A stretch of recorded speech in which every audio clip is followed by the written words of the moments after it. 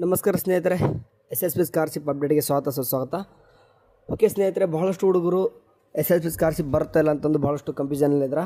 Okay, ಅದ್ರ ತಕ್ಕನಂಗೆ ನಾನು ಈಗ ಒಂದು ಲೈವ್ ಆಗಿ ನಿಮ್ಗೊಂದು ಡೆಮೋ ತೋರಿಸ್ತಿದ್ದೀನಿ. ಅಂತಂದರೆ ಒಂದು ಸ್ಟೂಡೆಂಟ್ಸ್ದು ಲೈವ್ ಆಗಿ ತೋರಿಸ್ತಿದ್ದೀನಿ 2024-25. ಓಕೆ, ಕಾಣಿಸ್ತಿದೆ ನೋಡಿ ನಿಮಗೆ 2024-25 ಅಕಾಡೆಮಿಕ್ ಡೀಟೇಲ್ಸ್. ಓಕೆ, ನಾನು ಹೇಳ್ತಿರೋದು 2023-24 ಅಲ್ಲ, 2024-25 ಅಂದರೆ ಈ ವರ್ಷದ್ದೇ ಹೇಳ್ತಿದ್ದೀನಿ.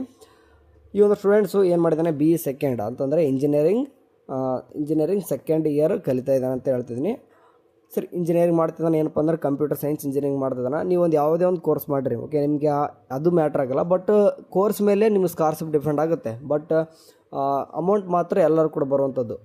ಸರಿ, ಈಗ ಈ ಒಂದು ಸ್ಟೂಡೆಂಟ್ಸ್ಗೆ ಏನೇನೆಲ್ಲ ಇದಪ್ಪ ಅಂತಂದರೆ ಸ್ಟೇಟಸ್ ನೋಡೋದಂತಂದರೆ ಬ್ಯಾಕ್ವರ್ಡ್ ಅಂದರೆ BCWD ಅಂತ ಏನು ಕರಿತೀವಿ ನಾವು, ಆ ಒಂದು ಡಿಪಾರ್ಟ್ಮೆಂಟ್ ಕಡೆಯಿಂದ 2 ರೀತಿಯಾಗಿ ಸ್ಕಾಲರ್ಶಿಪ್ ಪ್ರೊವೈಡ್ ಮಾಡ್ತಾ ಇದ್ದಾರೆ. ಓಕೆ, ಕಾಣಿಸಿದೆ ಬ್ಯಾಕ್ವರ್ಡ್ ಕ್ಲಾಸ್ ವೆಲ್ಫೇರ್ ಡಿಪಾರ್ಟ್ಮೆಂಟ್ ಕಡೆಯಿಂದ 2 ಕಡೆ ಕಾಂಪೊನೆಂಟ್ ತೋರಿಸ್ತಿದೆ. ಒಂದು BCWD P ರಿಇಂಬರ್ಸ್ಮೆಂಟ್ ಅಂತ ಒಂದು, ಇನ್ನೊಂದು Vidyasiri food and accommodation scheme ಅಂತಂದರೆ ನಿಮಗೆ ಶುಲ್ಕ ಮರುಪಾವತಿದು ಒಂದು, ಆ್ಯಂಡ್ ಇನ್ನೊಂದು ಬಂದುಬಿಟ್ಟು ಊಟ ಮತ್ತು ವಸತಿ ಅಂತಂದರೆ ಯಾರೆಲ್ಲ ಹಾಸ್ಟೆಲ್ ಆಗಿರಲ್ಲೋ, ಅಂದರೆ ಹಾಸ್ಟೆಲ್ ಅಪ್ಲಿಕೇಶನ್ ಹಾಕಿ ಯಾರ್ದೆಲ್ಲ ಆಗಿರಲ್ಲ ನೋಡಿ ಅಂದರೆ ಅವ್ರಿಗೆ ಒಂದು ಸ್ಕಾಲರ್ಶಿಪ್ ಅಂದಂಗೆ ವರ್ಷದಲ್ಲಿ 10 ತಿಂಗಳು ಕೊಡುವಂಥದ್ದು.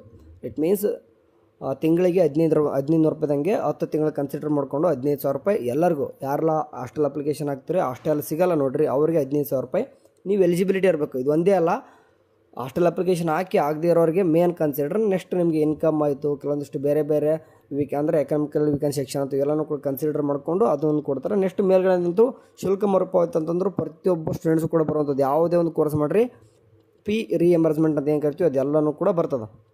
ಸರಿ, ಇಲ್ಲಿ ಕಾಣಿಸ್ತಿದೆ ನಿಮಗೆ ಈಗ 18,000 ರೂಪಾಯಿ 15,000 ರೂಪಾಯಿ ಅಂತ ಕಾಣಿಸ್ತಿದೆ. ನಿಮ್ಗೆ ಏನಾದರೂ ಓಕೆ, ಈಗ ಫಸ್ಟ್ ಲೆವೆಲ್ ವೆರಿಫಿಕೇಷನ್ ಅಂತ ಯಾವಾಗಲೂ ಮುಗಿದಿದೆ. ಈಗ ಸೆಕೆಂಡ್ ಲೆವೆಲ್ ವೆರಿಫಿಕೇಷನ್ ನಡೀತದವ. ಯಾರೆಲ್ಲ ಸೆಕೆಂಡ್ ಲೆವೆಲ್ ವೆರಿಫಿಕೇಷನ್ ನಡೀತದೋ ಅವ್ರಿಗೆಲ್ಲ ಏನಪ್ಪ ಅಂತಂದರೆ ಆಗಲೇ ಪೋಸ್ಟ್ DBT ಅವೇಟೆಡ್ ಅಂತ ಬರ್ತದೆ. ಇಟ್ ಮೀನ್ಸ್ ಇಲ್ಲಿ ಫುಡ್ ಆ್ಯಂಡ್ ಅಕಾಮಿಡೇಷನ್ ಅಂತೂ ಸ್ಪೀಡಾಗಿ ಪೋಸ್ಟ್ DBT ಮಾಡ್ತಾಯಿದ್ರೆ, ಇನ್ನೇನು ಈ ಮಂತ್ ಎಂಡಿಂಗ್ ಅನ್ನೋಷ್ಟರಲ್ಲಿ ಫುಡ್ ಆ್ಯಂಡ್ ಅಕಾಮಿಡೇಷನ್ ಸ್ಕೀಮ್ ಅವ್ರು ಬಿಟ್ಟಿರ್ತಕ್ಕಂಥ 15,000 ರೂಪಾಯಿ ಪ್ರತಿಯೊಂದು ಸ್ಟೂಡೆಂಟ್ಸಿಗೆ ಕೂಡ ಕಳಿಸ್ತಾರೆ. ಓಕೆ, ನೆಕ್ಸ್ಟು ಓಕೆ, December 20 ಒಳಗಡೆ ಹೇಳ್ತಿದ್ದೀನಿ. ಯಾರೆಲ್ಲ 2024 December 20 ಒಳಗಡೆ ಅಪ್ಲಿಕೇಶನ್ ಹಾಕಿದ್ರು ಅವರಿಗೆ ಮಾತ್ರ ಫುಡ್ ಆ್ಯಂಡ್ ಅಕಾಮಿಡೇಷನ್ ಎಲ್ಲನೂ ಕೂಡ ಕನ್ಸಿಡರ್ ಆಗ್ತದೆ.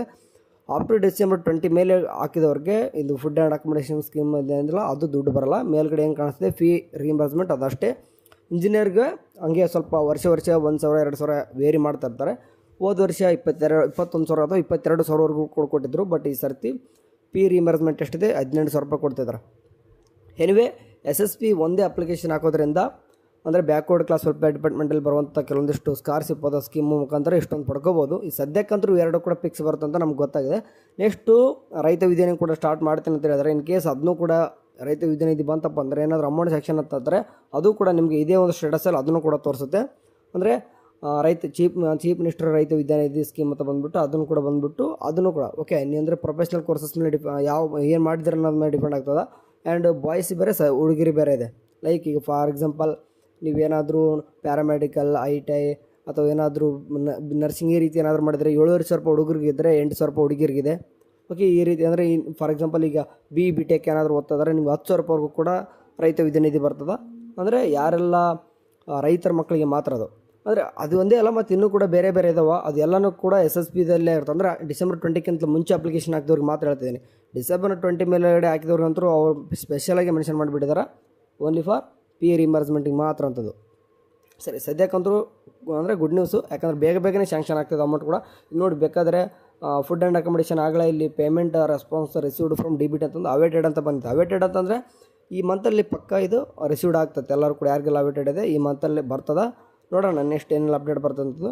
ಆ್ಯಂಡ್ ಇದು ಶುಲ್ಕ ಮರುಪಾವತಿ ಸ್ವಲ್ಪ ಟೈಮ್ ತೊಗೋಬೋದು. ಮೇ ಬಿ ಇನ್ನೂ ಒಂದು 2 ಮಂತಲ್ಲಿ ಎಲ್ಲನೂ ಕೂಡ ಡಿಕ್ಲೇರ್ ಮಾಡ್ತಾರೆ ಅನಿಸುತ್ತೆ ಸ್ಕಾಲರ್ಶಿಪ್ನ. ನೆಕ್ಸ್ಟ್ ಏನಾದರೂ ಒಂದು ಚೇಂಜಸ್ ಏನಾದರೂ ಆತಪ್ಪ ಅಂದ್ರೆ ತಿಳಿಸ್ತೀನಿ. ವಾಟ್ಸಪ್ ಚಾನಲ್ಗೆ ಜಾಯ್ನ್ ಆಗಿರಿ. Okay, thank you for watching. Have a nice day. Bye.